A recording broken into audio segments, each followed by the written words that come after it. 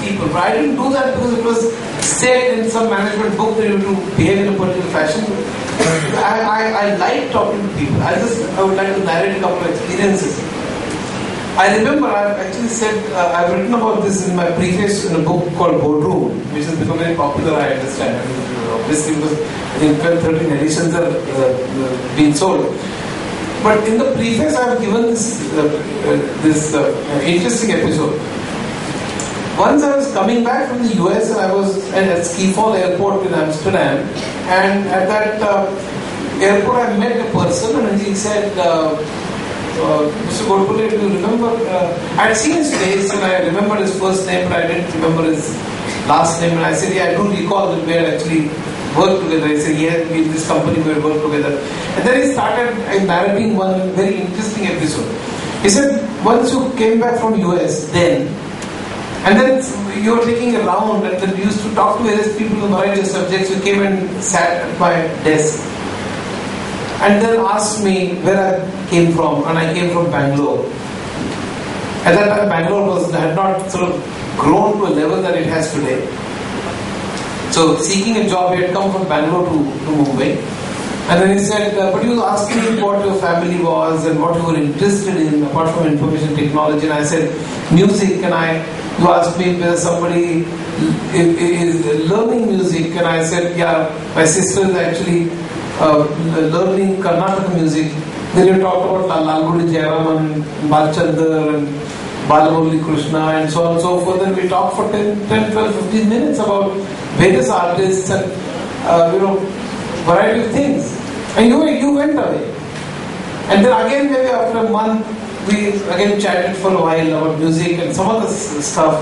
Apart from the project that I was doing, whether I had any problem, whether I had any trouble, how have I adjusted from Bangalore, I didn't come to Mumbai, etc. So we just talked for a while. And he said, Mr. Godbole, I had my resignation letter ready when you came to talk to me that day, the first time. When you talked to me, because before that I was feeling that I'm lonely having come to Mumbai from Bangalore. I was always remembering my family, and so I was thinking that there's nobody in this company who's going to look after me. I couldn't relate to anybody emotionally. You were the first person, even if there are 4 levels between you and me, they were. But I could relate to you far more easily. I suddenly thought there's somebody who's caring. And I tore off that resignation letter. I stayed back in that company for 3 more years. But finally the attraction of American dollars got me here. Now I'm working in Philadelphia, etc. But I realized while coming back from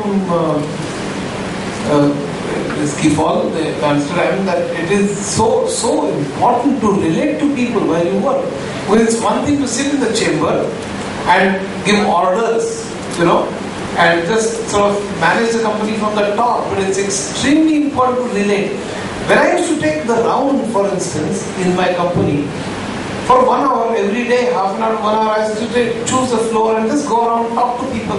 I used to know the pulse of the people. I think that is extremely important. I used to know whether the response time of the computer is very low, or whether the line is down, or whether people don't have work. There's a lot of times when you run companies of thousands of people, there are times when there is no work and people are idle. There are times when there's overwork and people are staying up to 11 o'clock in the night, for instance, every day. For instance, if you have to stay up to 11 o'clock in the night or overnight for that matter, when the project is coming to an end, that's very common, and I don't hold anybody responsible for this.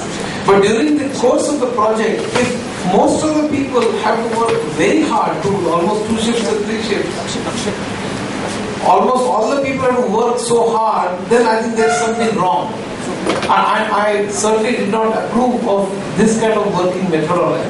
So the important thing is that I used to get to know the pulse, the sensation, the important things, whether people find it very difficult to work, very easy to work, they're getting enough support from the managers or not, whether the response time is bad, and every day, and that used to help me tremendously in making those decisions. I think I love MBA philosophy. I came to know about it after I practiced it for a few years, in fact.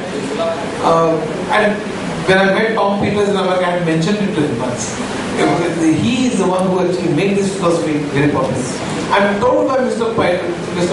Paitankar just now while coming back, That is my earlier company. Again, there were I think 3-4 people who were about to leave, and I went and talked to those people for half an hour, 1 hour, and then they decided not to leave. I'm very glad to hear that. Today morning I realized that there are some side effects of my speaking or talking which probably might be motivating a few. But I think it's very important that while you do the project, the planning goes into it, there are various charts, there are NAT charts, there are various variances that you chase and so on. I mean, that's obviously true, but there are also human aspects of project management where you deal with people, motivate people, to encourage people to try out new things and so on and so forth. They're very, very important. And that's where the whole leading from the front comes in. I mean, are you the one who gives orders from the cabin, or are you the one who actually leads, in times of crisis, who's going to sit down and work with them? And that goes a long way. I still remember there was once a bug that was not found by programmers. They were sitting in the, for 2 nights or 3 nights, they couldn't solve the problem. Now, I'm not an expert on all programming languages. I know a few. I know assembly language, COBOL, Java, Fortran, Basic, etc. But I did not know the specific language and the specific database that they were working at. But I sat down, I remember, and for the whole night we were working. It was very important to solve the problem. The whole night we worked. The problem was being solved by them, please understand. I don't claim to be an expert in the language that the program was being written. But I could clearly see the logic. You understand that much at least. So I could clearly see, why did you try this, why did you try that, and so on. That guided them to the proper way, and the problem was solved. In fact, the problem was solved by them. But the interesting part was that I was present at that time in the times of crisis. All the other times I didn't bother about staying up to 11 o'clock and so on.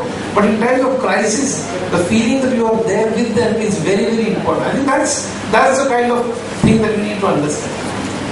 Having monitored the program, then finally you will report. And I think that's something we don't need to spend too much time. So these are the steps in operations management, and they are valid for any project, including the functions that we're holding today, or any project. If you do not know the goal, or if you do not scope, or if you do not choose the right people, if you do not delegate properly, that is allocate work properly. By delegate, I mean I'm repeated underspent and life for delegation.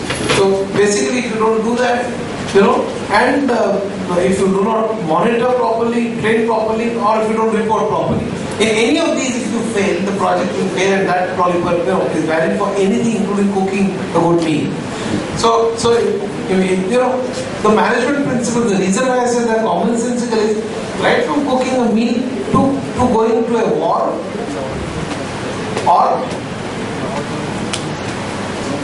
or doing anything as trivial as doing something very trivial to extremely important large project such as building a nuclear reactor. This is the basic principle, and the principle that I just now talked about will work for any and every project that you will encounter in life. And there's really nothing more to it, sincerely, than this.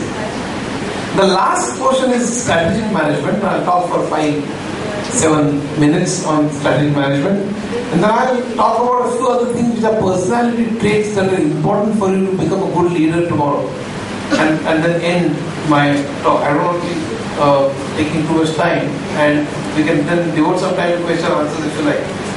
The strategic management is what should you produce and what should you not produce. And the most important turning point in strategic management came in 1980s.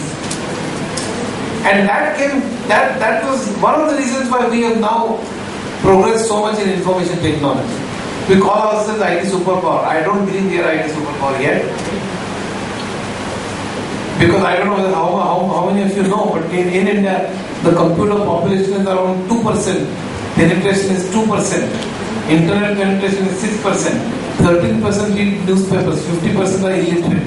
This is the IT superpower. So we are far away. Please understand. However, the important thing is, because a few lakh people writing, coding, testing and maintaining Java programs for some American companies in night is not IT. It is not IT revolution. There is a lot which needs to be done. However, why did we progress in information technology the way we have? And the reason is 1980s. In 1980s something happened which has something to do with management, which is why I'm talking to you. Before 1980s, in fact in 1980s personal computers came. Before that people did not used to believe in computers. They always used to be afraid of computers. There were only two places where people are afraid of, places that people are afraid of going inside. One is a temple and another is computer room. Outside both of these, they used to remove chappals and go in those days. So nobody knew how decisions were taken inside. And computers were large, they were not trustworthy, they used to emit heat. I remember in America, in Philadelphia, they installed a large computer, but it was hardly used.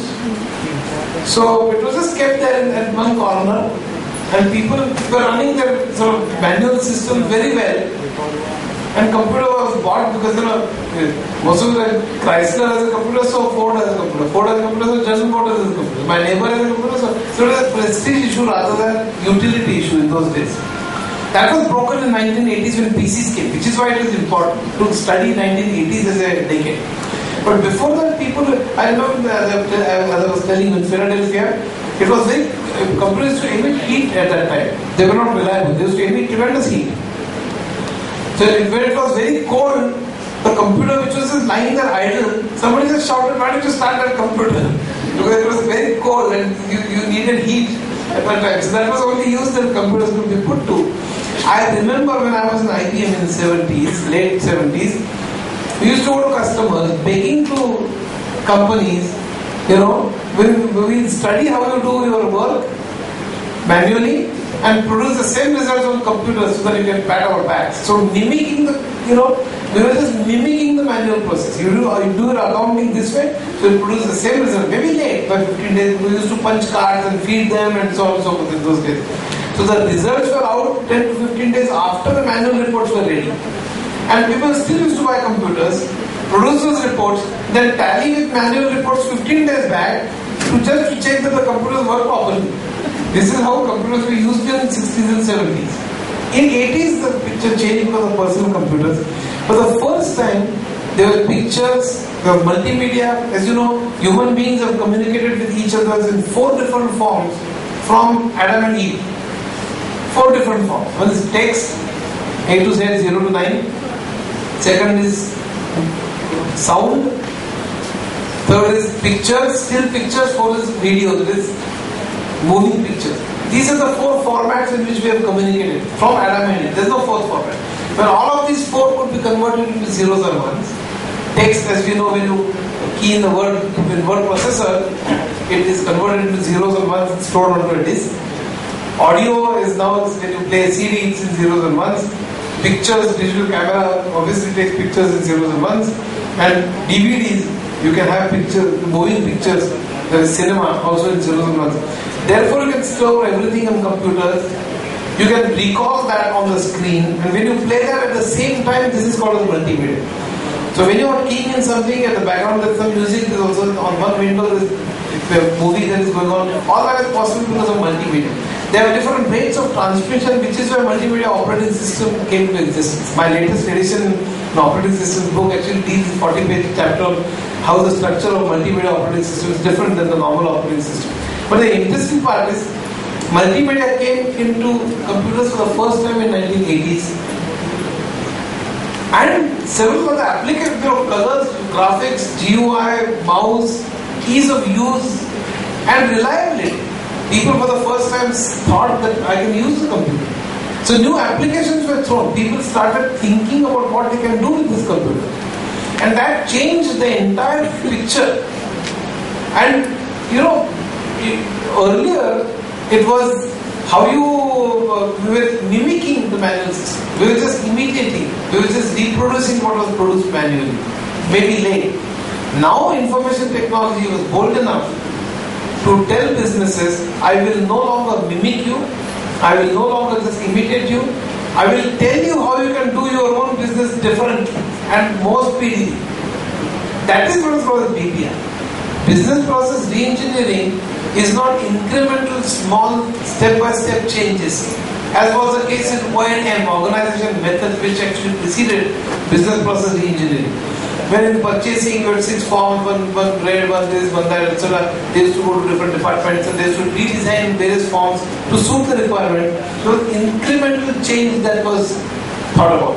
With BPR, Business Process Reengineering, said that use computers and communications network and design your business processes, whether purchasing, sales, production, whichever. You design your business processes using computers and communications in an entirely different fashion, which is the most efficient fashion. So the word automation, I'm automating payroll is meaningless. Automating means all manual systems are converted into computer systems. That's old. Now what you do is throw away the old system. If you read the book called Reengineering the Corporation, there's one full chapter on IT the Enabler. I'm sure you've heard this book called Reengineering the Corporation, which is the fundamental book on BPR. The IT the Enabler. So information technology was enabling BPR. With computers and communication, throw away the old process and adopt a new process which is revolutionary, which is entirely different. And I'm telling you how to do the business now. This is a stance that information technology took in 1980s, whereas in 1970s, the stance was, I'll just imitate you, I'll just produce exactly what you do manually, I'll produce that on the computer. Now the stance was, I'll tell you how you can do your own business differently.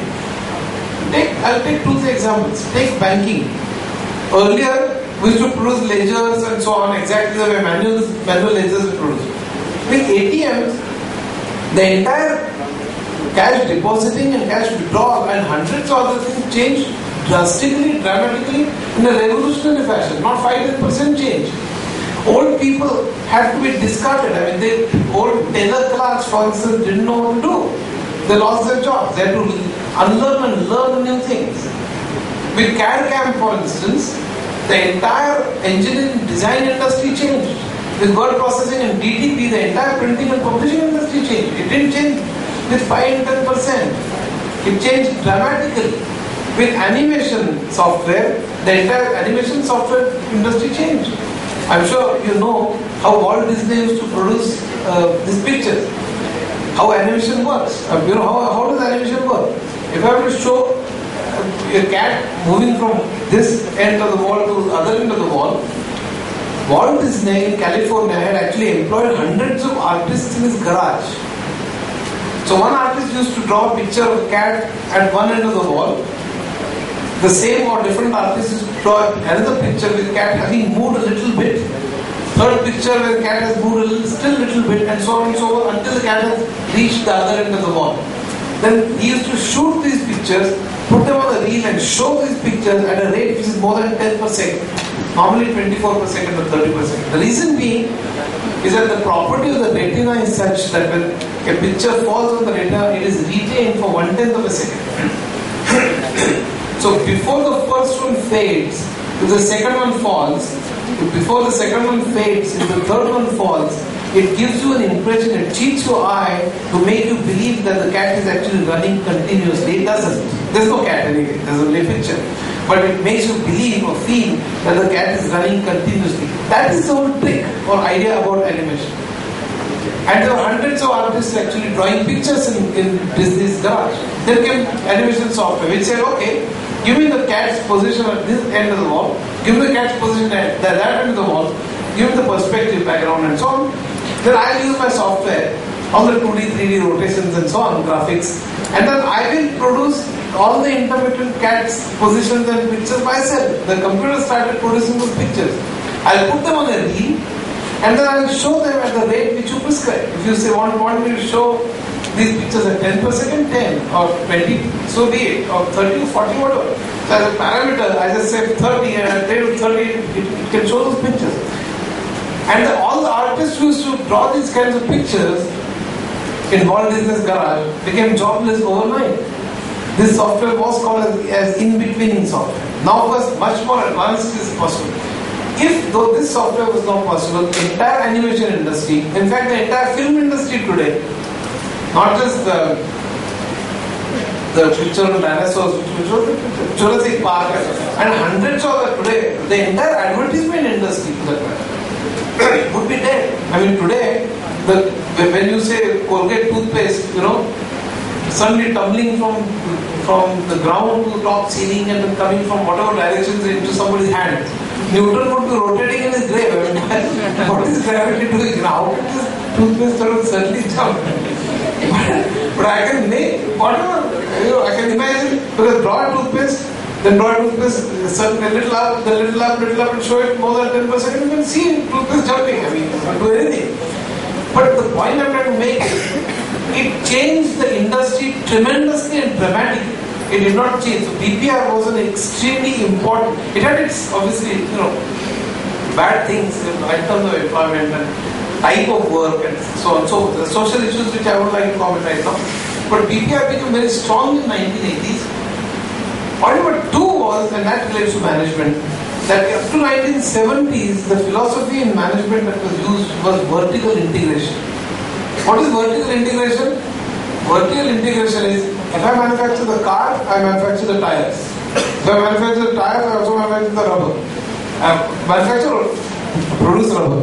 And so on so. I also manufacture the wipers for the car. I also manufacture the upholstery within the car. I also manufacture the tape recorder within the car.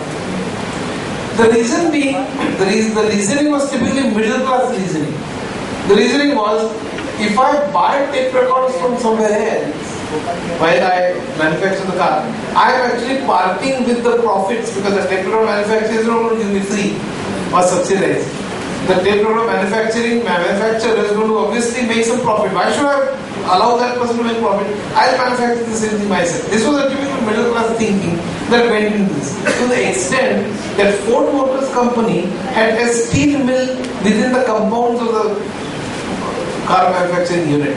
So the steel was produced and directly brought into the car manufacturing unit. I mean, why should I part with the profits of steel, to somebody else? That is vertical integration. Then came Michael Porter, and I think he revolutionized the entire thinking of management. He wrote the competitive advantage of nations and so on. The whole theory, if you are interested, I won't take too much time, goes back to Adam Smith in economics, then Ricardo's comparative cost theory, and so on, which actually say that, and today the theory of what we call as focus, okay, or when we say we be focused about what we're going to do at an individual level, or core competency at a company level, okay, and competitive advantage at a nation's level, it is the same thing, same shit.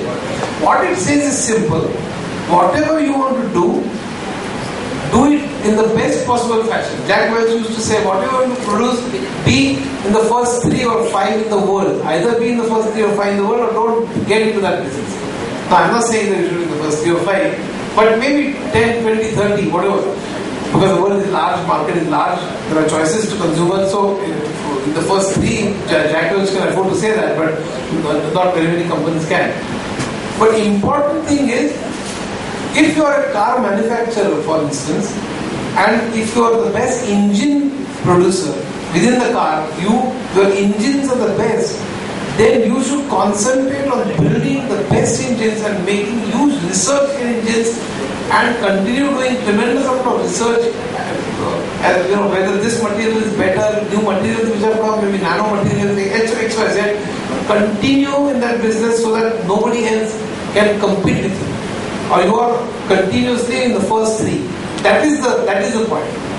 Because if you diversify, if you spread thin, if you start manufacturing also tape recorders, because tape recorders business is different, its research is different, its distribution channels are different, supply chain is different, R&D is different, salaries are different, management style is different.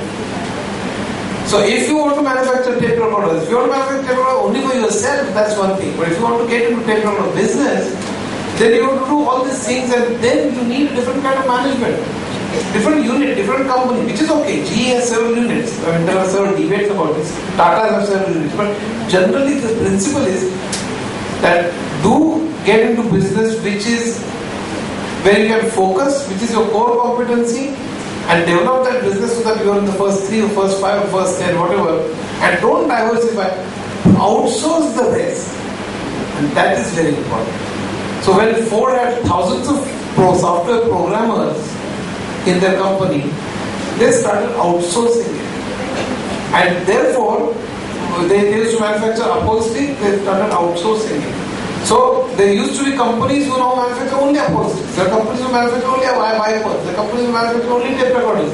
And then supply to all the auto companies and supply to all the other, even households and so on. So there emerged islands of excellence. Rather than vertical integration, one company doing everything, there emerged islands of excellence and huge outsourcing movement where people started producing what they could to the best of their ability and outsource the rest. So that's the kind of picture that started emerging after 1980s and 90s. And that was very good for us. People started outsourcing software business, and in America, several consulting companies came up which started doing software business for American users. But because IT, people started trusting information technology, because they started using BPR, so most of the companies in America started using information technology. If I don't use it, Chrysler doesn't use it, Ford will use it and kill me in competition.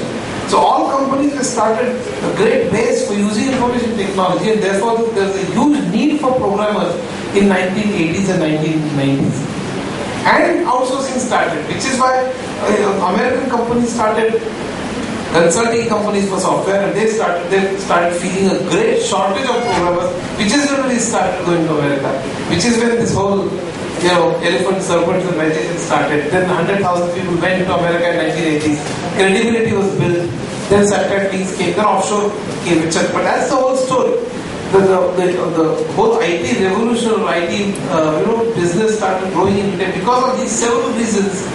And luckily I was a witness to all this, and it was very interesting times to grow this business in various companies. Now I'll sum it up in the last 4 or 5 minutes in the end, and I'm sure you all are waiting for this event. What will it take for tomorrow's world to succeed?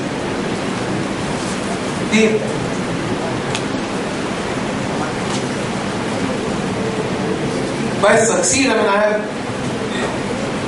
it's a very interesting subject, but I'll restrict because I don't believe that success is earning more money or being a CEO or going abroad or whatever. These are very trivial kind of definitions. But I think by succeed I mean doing your job as a leader in the best possible fashion. That's what I'm defining right now. Whichever money, whichever country, whichever position. Who will succeed in tomorrow's world? Point number one, and I think hear me out very carefully. This is very important in my opinion. I must tell you, I've interviewed hundreds, maybe if not thousands of people in my career. Must have sent thousands to America. And this is my observation. Those who are bookworms, those who score maximum number of marks, do not necessarily succeed. Point number one. Point number, you must know technology enough. Whichever technology. If you're in pharmaceuticals, pharmacy. If you're in pumps and electricals, that technology. Computers, computer. Enough so that nobody can fool you. If you're a programmer, then you better understand programming and computers rather well. But if you're a manager, then you must understand what computers can and can't do, so that nobody can fool you. Even if you're a manager managing a software project, you must know the boundaries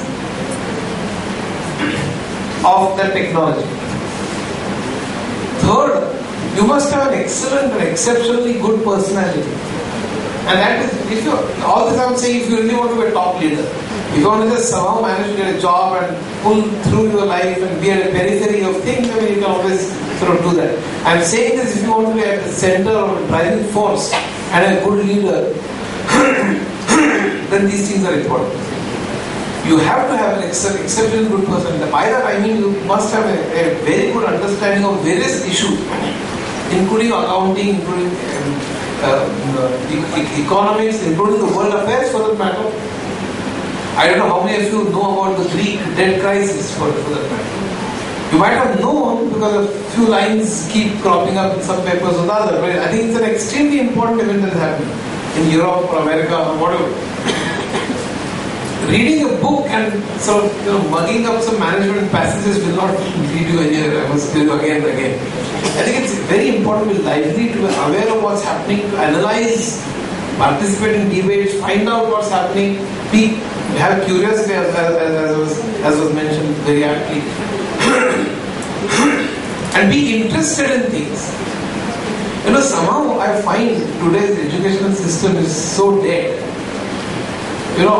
For instance, there was a particle called neutrino that was, I don't know how many have heard this, that actually has speed more than the speed of light. Now, if you have a particle which is more than the speed of light, then the entire special theory of relativity actually goes for a 6. I've written actually 3 chapters on relativity in my book called Kimayagara. I called a physics professor in one college.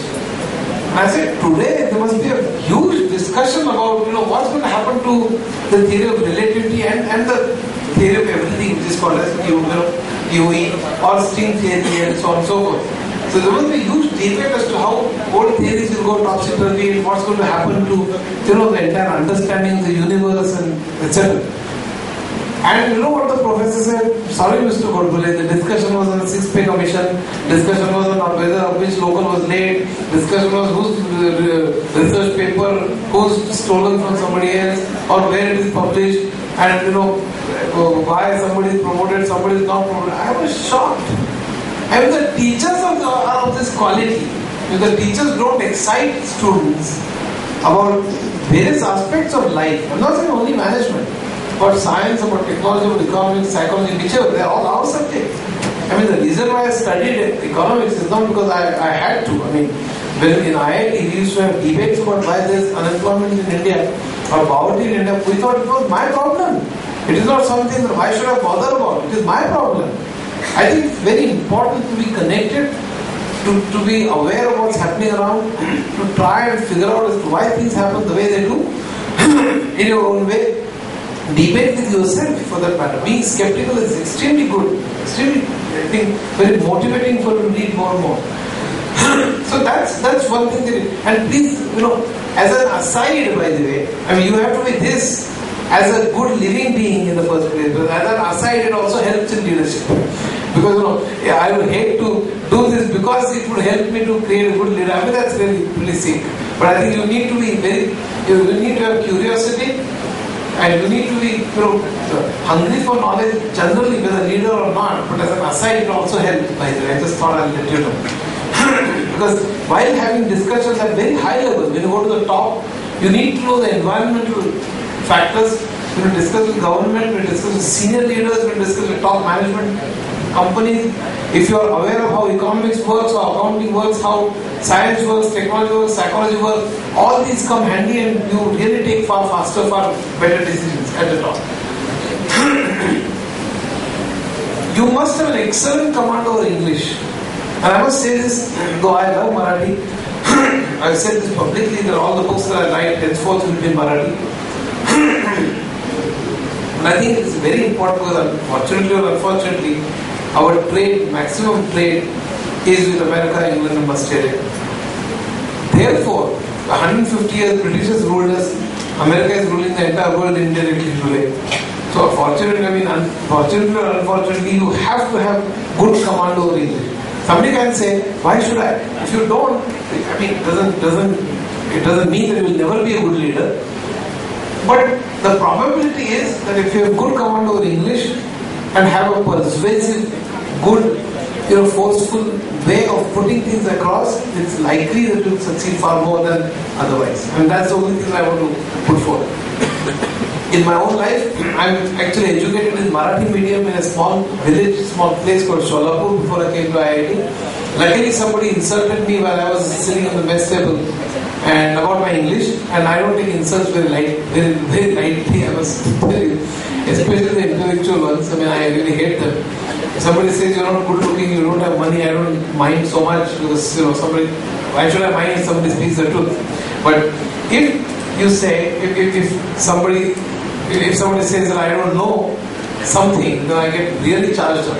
I remember in IBM somebody insulted me about accounting, and I must have read accounting of BCom, MCom level. I used to conduct a 2-day seminar about accounting, and management accounting and costing and so on and so forth. I think about English also, for the next 10 months I did nothing but English. The etymology, there is roots, phonetics, there is pronunciation, history of English language, read dozens of novels, read papers, English papers, used to stand in front of a mirror actually practicing how to speak, which came handy when I gave several seminars in US, UK, Australia. In the World Trade Center, which no longer exists, on the 80th floor, I have actually signed contracts worth $5 million. But the important thing is, where after addressing several CEOs there, all that came handy because one had to fight and the struggle. I've had to fight just about for everything, whether it is computer programming, whether it is leadership, whether it is management, whether it is science or whatever. But I think it's very important to go through that struggle and achieve the knowledge that you want to have, achieve at least partial mastery. As I've said, I don't claim to have mastery over various subjects, but at least understanding from within of the subject, and then start expressing. It is very important for all of you to have a good mastery over it. Normally what we do is we actually think in our local language, then translate and then speak in English. That's rubbish. I decided on day one, I'm not going to do that ever. Your thinking has to be in English. Thinking has to be in English.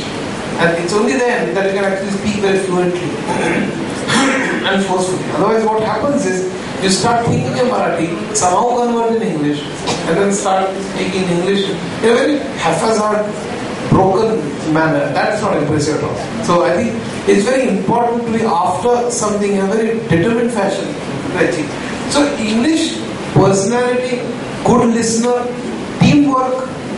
Somebody is asking me, why is teamwork? Teamwork may be important. Why R&D? Research and development may not require teamwork. But please understand, even in R&D, teamwork is the most important thing. Gone are the days of Newton when he was sitting in the garden and saw an apple falling and thought of gravity. Please don't try that again. Never sit in the garden and look at things like apples, etc. Forget about it. Today, everything is teamwork, including research in cosmology. I have several friends here at TIFR and MIT in Stanford. If I'm working on string theory today or membrane theory, there may be somebody else in Spain or Australia working on similar theory. They all are connected on the internet. Somebody might have thought about the same idea, or I might use somebody else's idea and then build upon that to create a new idea which somebody else might use. So it's a network today. Even in R&D, all pharmaceutical research is in fact a research which has goal, which has a specific goal in terms of time, which I call a directed research. It started with Edison, for that matter.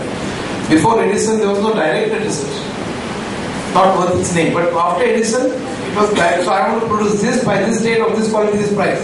In pharmaceutical research, for the matter, to create a team, set a goal, and manage it as a project, and that's where the teamwork is exceptionally important. So even in R&D, teamwork is important. So unless you're a good team worker, unless you're a good listener, unless you have a great personality, smiling, sense of humor, good English,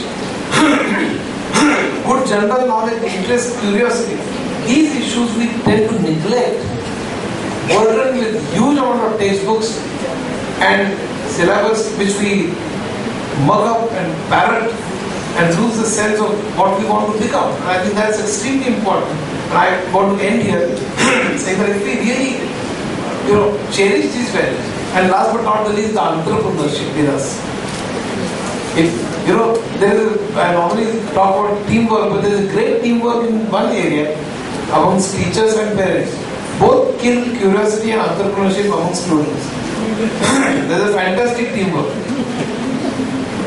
Our parents, I can understand that with poor parents or the parents who find it difficult to make both ends meet. I can understand that.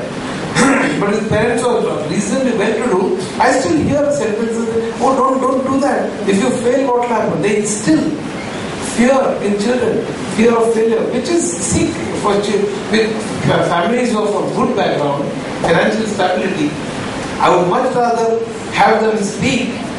Go ahead, maybe you'll fail once, maybe twice, maybe thrice, maybe 9 times, maybe but 10th time you'll succeed and dazzle the world. And I would like our parents to actually say that rather than they say, no, don't go there, what will happen if you fail? Rather than just sort of take up a job, give GRE, go to America, then start criticizing India, then start calling on the weekends because it's cheaper, then start ignoring your parents, then again start thinking about them when your wife is pregnant, all that kind of stuff. So basically, this is a Sikh kind of, typical, extremely cowardly kind of attitude. Rather than a personality which is full of, very vivacious, has been very lively, interested in things, wanting to know, about ideas, a good listener, team worker, good person. These are the people who shine, regardless of country, regardless of language, regardless of the position. Thank you very much.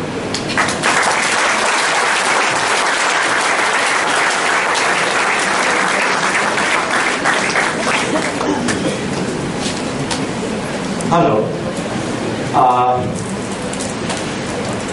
I think all of you have listened to Mr. Godbole and just see